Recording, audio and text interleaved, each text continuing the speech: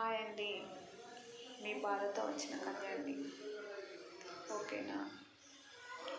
ఏంటంటే బాధలో ఉన్న వారికి సహాయం చేయాలండి, హెల్ప్ చేయాలండి.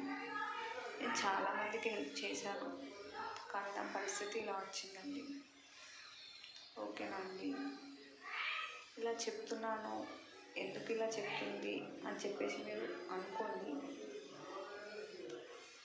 అనుకున్నా కానీ నేను చెప్తాను మీకు రియల్గా అని చెప్పేసి. ఇది రియల్ స్టోరీ కాబట్టి ఇలా చెప్తున్నానండి నేను.